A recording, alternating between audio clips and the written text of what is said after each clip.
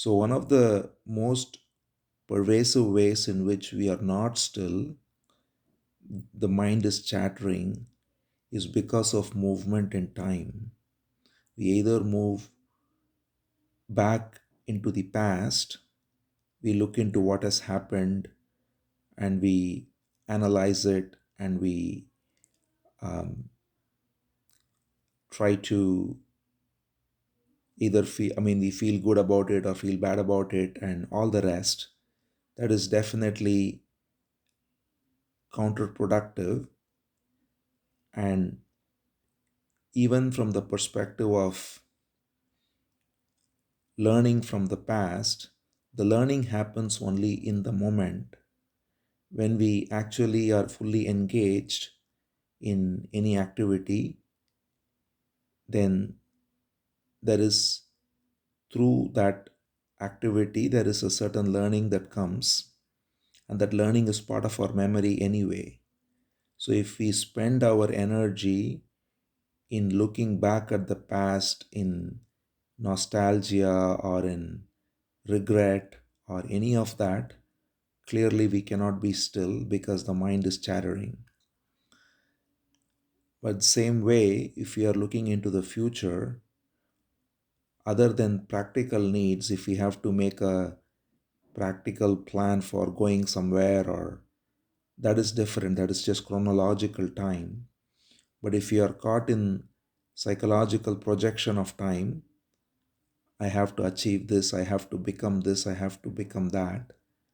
And the most subtlest of all is to say that I have to become enlightened or I have to become self realized.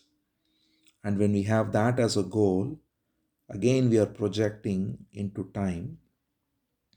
And what we are projecting into time is also this entity called I. So we say, I have to be self realized. And that very I is only a projection of memory. So we are taking some memory of, or some self image we have of who I am. We identify with that self image. We judge that that self image is somehow not right, and therefore it has to realize the self. So it's a very subtle trap, because what happens is the very desire to be self realized prevents the I from going away. So we are always having this movement in time within, where we think one day I will attain self realization. And that's the same uh, process no matter what the goal is. One day I'll become peaceful, one day I'll become free of envy, free of comparison, all the rest. And the ultimate of that is one day I'll be self realized. But if you really look carefully, who is the I that wants to be self realized is simply a projection. And therefore, when we come to any sadhana, when we come to satsang, we are then having this mode of acquiring something. So when we are in the mode of acquiring something, then what happens is there is only this using of this moment as a means to some future end. And when we are using this moment as a means to some future end, this moment is denied its full truth, and that future never arrives, because that future, when the next moment comes, it's again the means to another end. And so there is a constant postponing, and it never arrives. So if it has to arrive, it has to arrive only now. There is no future moment in which it can arrive.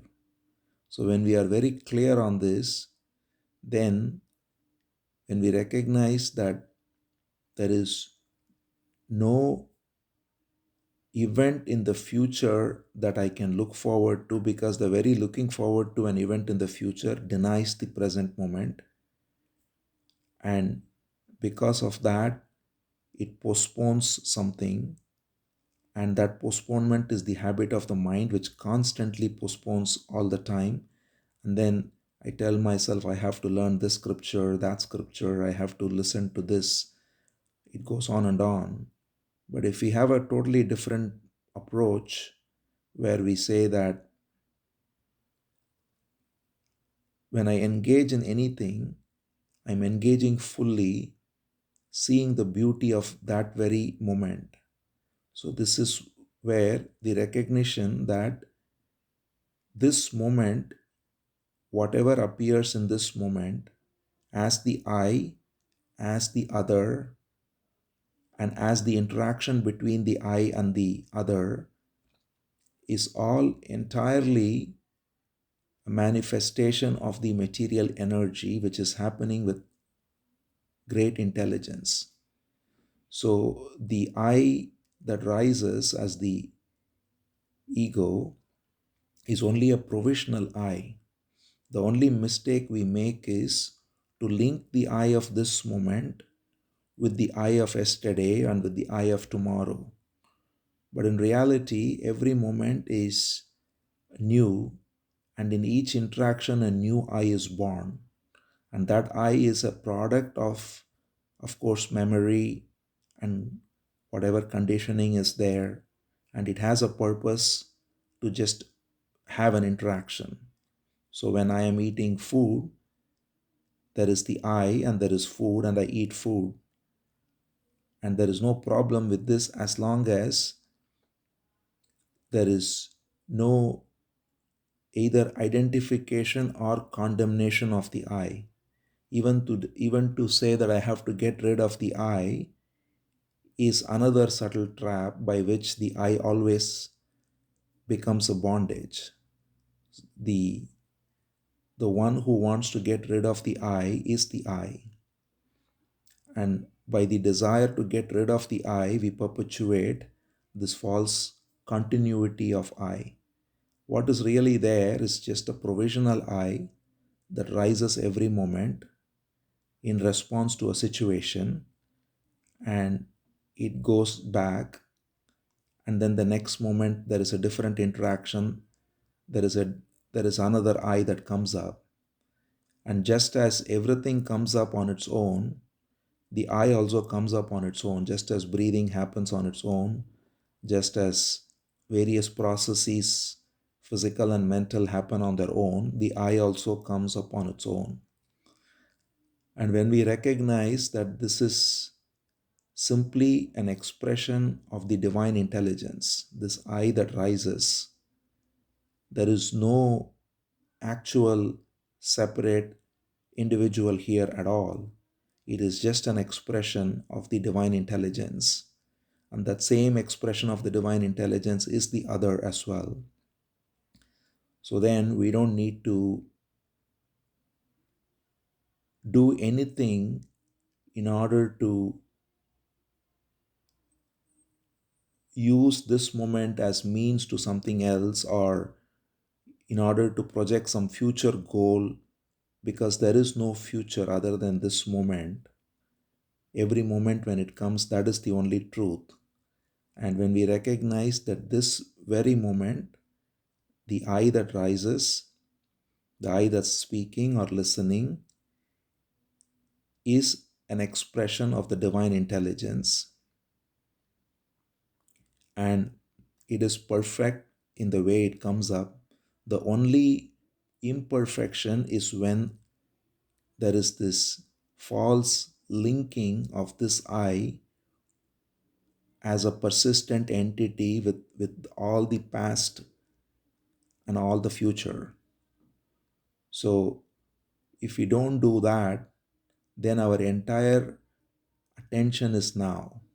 So we are not then using the present as a means to an end. Our attention is completely now. We are only engaged fully, and that engagement has an I and the other, whatever or whoever the other is. And then when that's over, the next engagement, again, the attention is fully there. But there is no linking between then this moment and the next moment, and this idea that there is a persistent I, and this I has to realize the self, this I has to be free of this and that and all the rest. When that illusion goes away, then there is stillness. Stillness, therefore, doesn't mean inaction. Stillness simply means there is no chattering of the mind by linking the I with the past or with the future. So there is full, still attention now. And in that attention, we can engage in activities, we can engage in conversation, or we can remain silent depending on the situation. So, this is the essence of being still, which has been pointed to by all the great sages. And yet, the subtle trap or the trick the mind plays is to use that itself as a goal. To not do that, to drop this idea of attaining stillness is stillness. And therefore, if we can see this clearly, and we can see this clearly only now, it cannot happen by reading something more or by any activity. We can see this here and now, and that is the purpose of satsang. That is true satsang, because sat means truth, to abide in truth. Here and now is satsang. So, if we can see this clearly, then our attention is fully now, and that attention is itself the expression of divine intelligence. There is no one attending, there is only attention. And we provisionally, as we said, provisionally we say, I am doing something because that is how it naturally happens. But actually, the whole process, the triad of subject, object, and the interaction all happens through the same divine intelligence. And this recognition makes us free of either pride or guilt, and similarly, judging the other person in any way or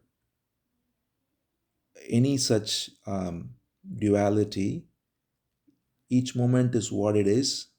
We do what is the best we can do in that moment with the intelligence of attention, and then it's over. And the next moment, same. So, this is the essence of stillness, and I hope we can get a flavor of this. It requires alertness, because if we are not alert, the mind, due to its conditioning, due to ingrained pattern, rises up and links the past with this moment, the future with this moment, projects some psychological state into the future and all the rest. If we are very alert and don't do that, and our attention is fully now, or rather, to put it differently, if we don't do that, the attention being fully now is not a practice then. If we try to tell ourselves, my attention has to be fully now, that itself can become another obstacle. In a very, if we are very effortlessly now, which is only through recognition, that is why it is the recognition, the jnana, that matters, not any practice. When we are recognizing this clearly, this landscape, then attention can fall effortlessly into the now. So that is the essence of stillness. And we can taste that. Whenever we glimpse into that, we can feel that sense of complete peace and a true sense of connection, love, happiness, all of that. So that is the whole purpose of living, is to be in this space of complete presence, attention, love, moment to moment.